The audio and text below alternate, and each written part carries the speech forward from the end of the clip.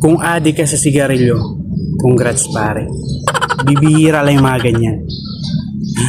Sipsipin mo hanggat may natitira. Gusto mo pati filter, isama mo na. Ha? Sa sobrang kaadikan mo sa sigarilyo pare, kahit pambili na lang ng pagkain mo, isisingit mo pa yung sigarilyo mong hinayupak ka. Alas man ang buhanga mo, ha? Ha? Pambaon ng mga anak mo, kumukupit ka.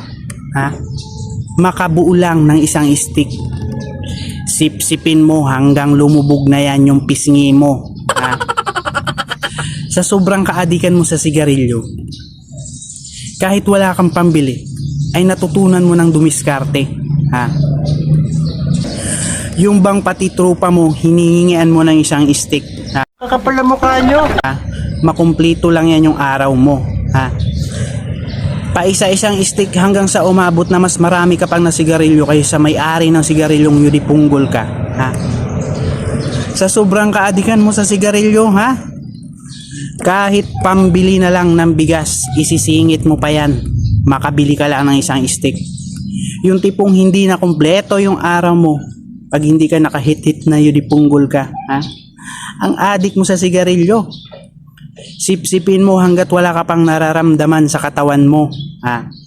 Bago ka tumigil yung hindi ka na makahinga. Ha?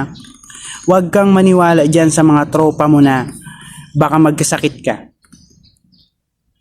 Kasi pag tinigil mo yan, siguradong magkakasakit ka talaga. Kaya ituloy mo na lang yan ng sigarilyo mo hanggang sa mamatay ka na yudipunggol ka. Ha? Huwag mo lang idamay yung pamilya mo kapag nagkasakit ka. Suluhin mo yan. Ha? Consequence yan sa sobrang kaadikan mo sa sigarilyong yudipunggol ka. Sa sobrang kaadikan mo sa sigarilyo, baka pati damo, hititin mo, ibalot mo sa dyaryo pag wala kang budget. Tapos sipsipin mo. Parang sigarilyo na rin yun. Diba? Kaya mag-focus ka lang pare koy hanggat humihinga ka pa, hanggat malakas pa yung katawan mo. Sigarilyo ng sigarilyo, umubos ka ng isang rim sa isang linggo kung kaya mo, ha? Basta pag nagkasakit ka, suluhin mo. Pagalingin mo ang sarili mo, ha? Budgetan mo rin yung sakit mo, hindi yung sigarilyo lang binabudgetan mo, ha?